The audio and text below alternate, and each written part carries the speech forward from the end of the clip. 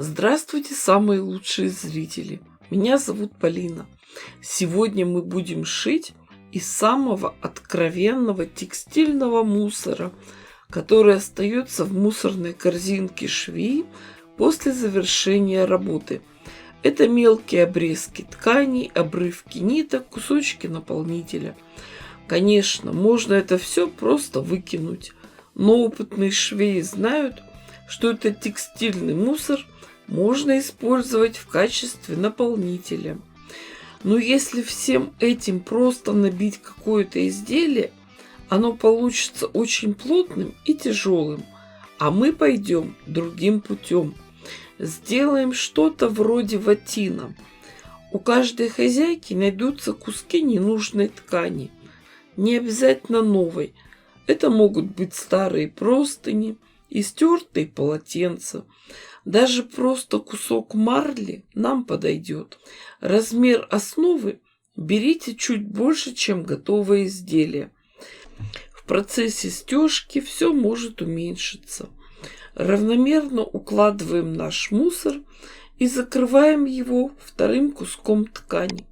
Чтобы ничего не смещалось, закалываем все булавочками. И лучше сразу же прижать и пропарить утюгом.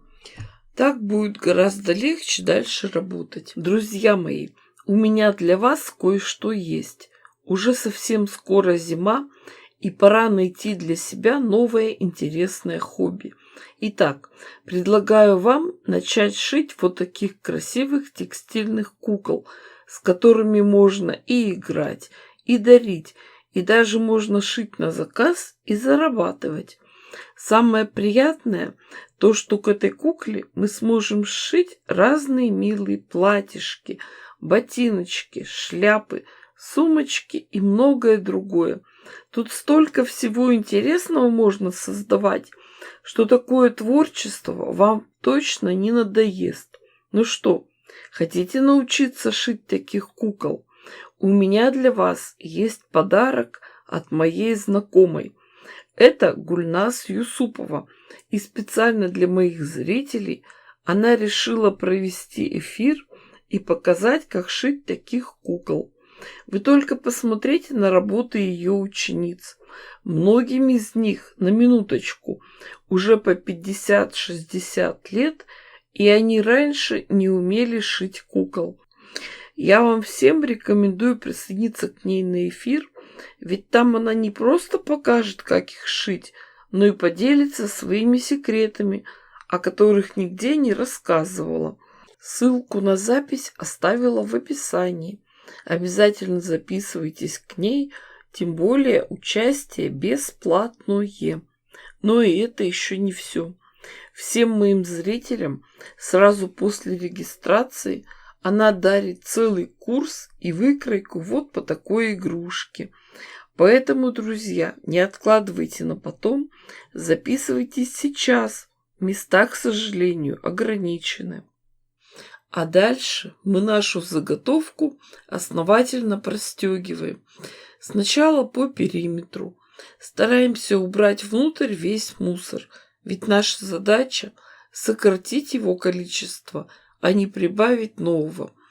Прошивать надо по всем направлениям как можно чаще.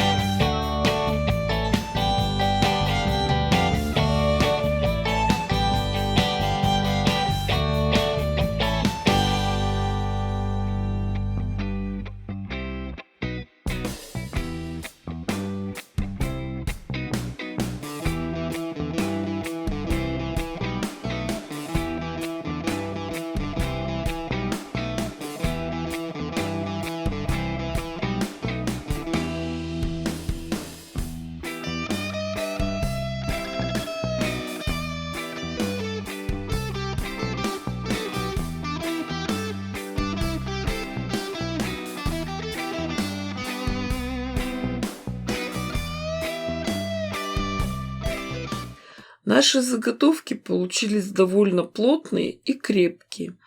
Планирую их использовать на кухне, как подставку под горячую кастрюлю. Но хочется все-таки, во-первых, немного их украсить, а во-вторых, прибрать весь неликвид тканей. Рассортируем немного цветные лоскутки. Отдельно синие, отдельно красные.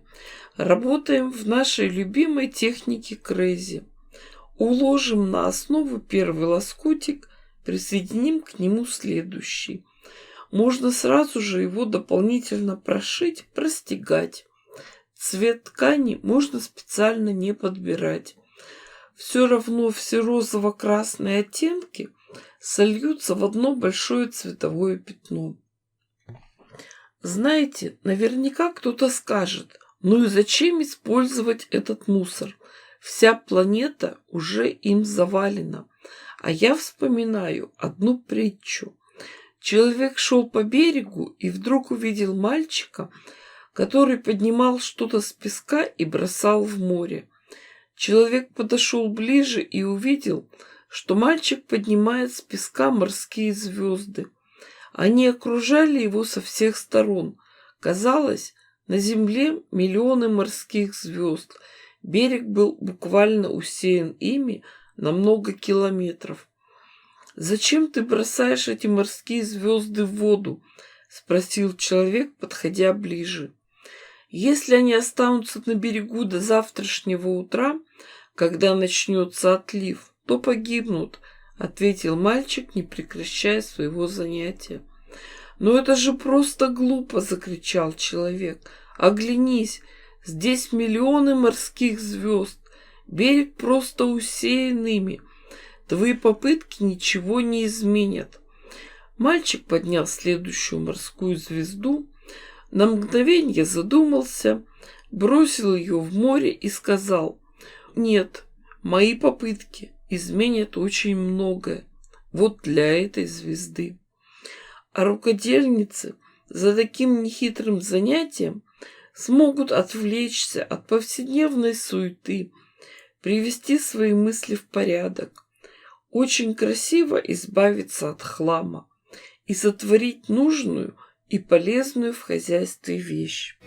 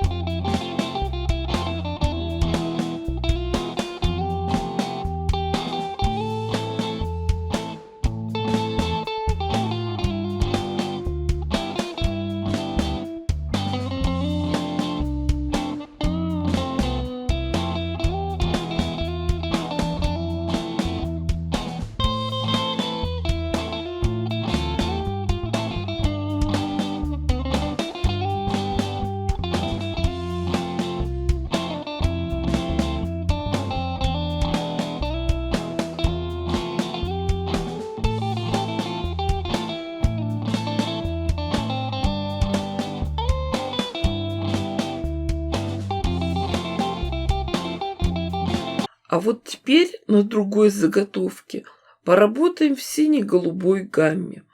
Также пришиваем, отгибаем, закрепляем.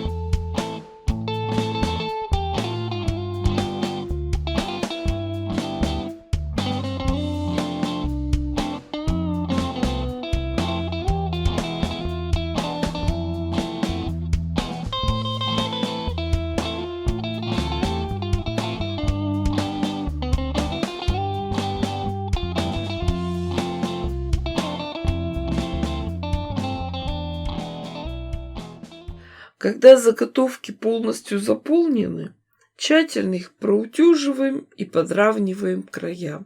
Смотрите, какие интересные штучки у нас получились. Остается только обработать край бейкой. Здесь у нас углы прямые, поэтому можно все обшить просто прямой полоской ткани.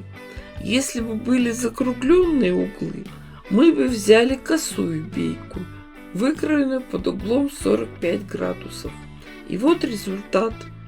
Практически из мусора мы создали нужные на любой кухне вещицы, подставки под горячее.